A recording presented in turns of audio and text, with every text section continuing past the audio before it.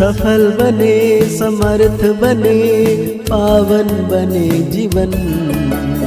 मीठी मुरली सुन के पाए सुख सघन। आज का चिंतन, आज का चिंतन। ओम शांति। Good morning. सर्वशक्तिवान बाबा जो हम बच्चों को हीरे तुल्य जीवन देते हैं, आज बाबा कह रहे हैं अभी तुम कौड़ी से हीरे जैसा बने हो। ईश्वर की गोद पाना ही हीरे जैसा बनना है। श्रीमत तुम्हें हीरे जैसा बना देती है। साथ में बाबा आज हम बच्चों को पूछ रहे हैं, सतयुग में ताओसिक तख्त उन्हें मिलता है जो संगम पर ज्ञान सागर की पढ़ाई को। आज बाबा हम बच्चों से पूछ रहे हैं, सतयुग में किसी को तो ताओसिक तख्त बादशाही और किसी को दास दासी या प्रजापद मिलता है, इसका कारण क्या है? बाबा कहते हैं सतयुग में ताओसिक तख्त उन्हें मिलता है जो संगम पर ज्ञान सागर की पढ़ाई को अच्छी रीति पढ़ते हैं और धारण करते हैं। ज्ञान रत्नों का दान कर बहुतों को आप समान बनाते हैं। खुद बन जाना लेकिन औरों को बनाना, इससे भाग्य बनता है। बाबा कहते हैं और जो गफलत करते हैं, देह अभिमान में आकर हंगामा मचाते, उन्हें प्रजापद मिल जाता। दास दासी पढ़ाई पर ध्यान ना देने वाले ही दास दासी बन जाते। बाबा कहते हैं कौड़ी से हीरे जैसा बनने वाले सिखले पुरुषार्थी बच्चे यह जानते हैं, क्या जानते हैं कि माया की तूफान लगता है। बच्चे कौड़ी से हीरे जैसा बनने का पुरुषार्थ कर रहे हैं। बाबा कहते हैं बच्चों को अब मालूम पड़ा है कि हम 100 पूज्य देवी देवता थे। यह आत्मा सुनती है बेहद के मोस्ट बिलवेड बाप द्वारा।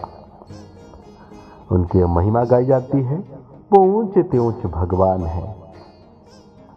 सारी सृष्टि में उनको ही याद करते हैं, क्योंकि इस दुनिया में तो बराबर दुख ही दुख है। ऐसा मत समझो कि सब मनुष्य बेसमझ है। समझते भी है कि प्राचीन भारत बहुत ऊंच था और सभी खंड अथवा धर्म थे नहीं, इसलिए भारत को प्राचीन कहते हैं। इतना समझते हैं, परंतु वो कैसे हुआ, कब हुआ?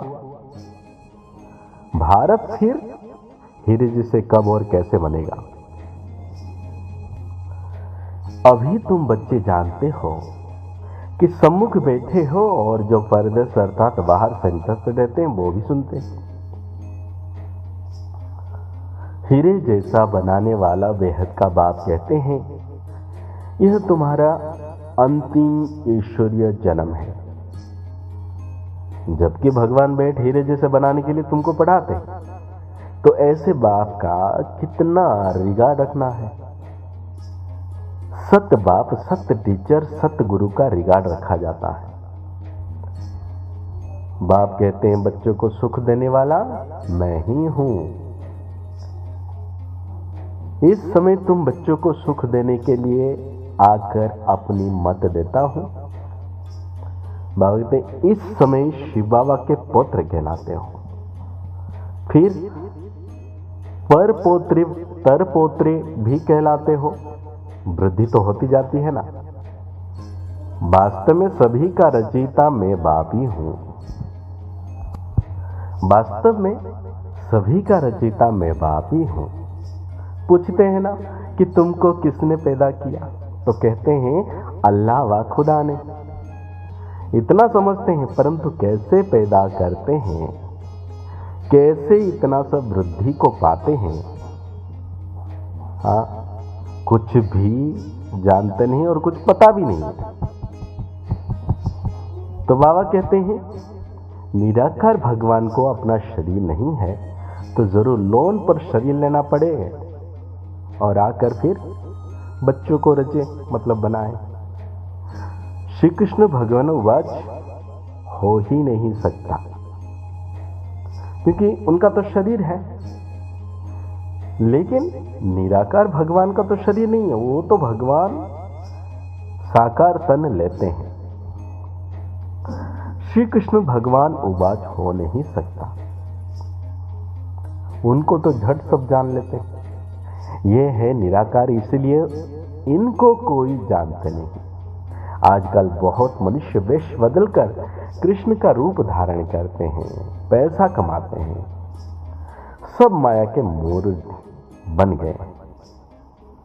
अभी तुम ईश्वर के मुरीद बने हो, कोई तो 100% ईश्वर के मुरीद बने हैं, उनकी शरण ली है, बाकी सब माया की शरण में फंसे हुए हैं। बाबा ने समझाया है कि खास भारतवासी सब शोक वटिका में है, माने दुख में है, सारी दुनिया ही लंका है। उन्होंने तो शास्त्र में हद की बात लिख दी है, बेहद का बाप बेहद की बातें सुनाते हैं। बाबा कहते हैं सूर्यवंशी चंद्रवंशी बड़े साहूकार होते हैं, फिर जब वैश्यवंशी बनते तब हीरे जवाहर के मंदिर बनते। पहले पहले कौड़ी मिसाल है, यह है पति दुनिया। भारत ही सचखंड पावन था, भारत ही अभी पतित खंड है, भारत को अभी हम पावन नहीं कहेंगे,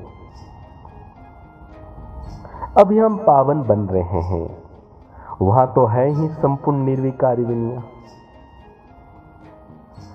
कृष्ण की कितनी भारी महिमा है, उनको झूले में झुलाते हैं परंतु उनकी बायोग्राफी को नहीं जानते। तुम जानते हो अभी कलयुग है, भारत ही सतयुग था। बाबा कंफर्म कह रहे हैं, भाई तुम जानते हो भारत ही, क्योंकि हम गाते हैं ना, जहां डाल डाल पर सोने की चिड़िया करती है बसेरा, वो भारत देश है मेरा। मतलब सोने की दुनिया, इतना सुख मनुष्य को भी परम पिता परमात्मा का पता नहीं है, ना ही यह जानते कि वो क्या करते हैं, उनका कर्तव्य क्या है, बाकी महत्व क्या रहा अगर नहीं जानते हैं तो चित्र पर समझाना होता है। यह है परम पिता परमात्मा शिव है, यह हीरे जैसे बनाने वाले हैं, और उनसे क्या मिलता है, वर्षा मिलता है। तो जितना हम पढ़ाई पढ़ेंगे और परमात्मा को याद करेंगे तो हमें वर्षा मिलेगा।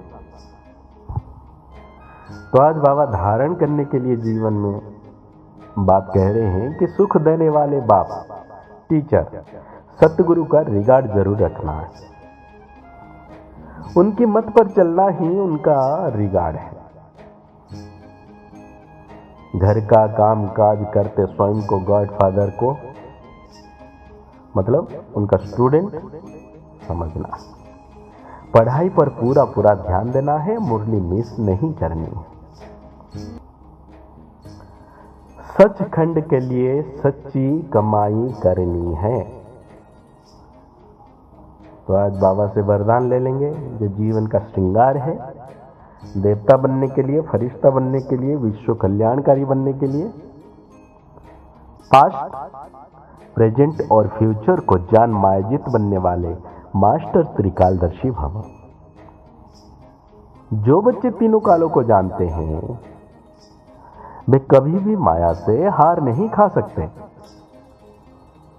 क्योंकि वर्तमान क्या है और भविष्य में क्या होने वाला है, दोनों ही त्रिकालदर्शी आत्मा की बुद्धि में स्पष्ट रहता है। क्या हूं और क्या बनने वाला हूं, वर्तमान व भविष्य दोनों का उन्हें नशा रहता है। उसी नशे की खुशी में उड़ते रहते हैं, इसलिए उनके पांव धरने से ऊंचे होते हैं। वो देह के संबंध, देह के पुराने पदार्थ की, उनकी तरफ जो पुराने पदार्थों की बिल्कुल आकर्षण ही नहीं होता। आज बाबा हम बच्चों को स्लोगन दे रहे हैं, जिनके पास सरलता का गुण है उनके लिए संगठन में चलना बहुत सहज है। सरलता का गुण अगर हमारे जीवन में आ जाए तो हमें इतनी शक्ति मिलती है कि हर तूफान से हम लड़ जाते हैं, आगे बढ़ जाते हैं, सरलता। तो आज की मुरली के अनुसार हम 100 मान लेंगे। मैं मास्टर त्रिकालदर्शी आत्मा, पास्ट प्रेजेंट फ्यूचर को जानने वाले हूं। मुरली को और गहरी रीति से चिंतन करते हुए निरंतर सर्वशक्तिवान बाबा को अनुभव करना है। मेरे मस्तक के ऊपर 1 फीट की दूरी पर चम चम चम चम चमक रहे हैं और उनकी किरणों से मैं आत्म सितारा पावन बनता जा रहा हूं। मुस्कुराते रहिए, आगे बढ़ते रहिए, पुरुषार्थ करते रहिए, खुश रहें, स्वस्थ रहें, मस्त रहें। ओम शांति, ओम शांति, ओम शांति।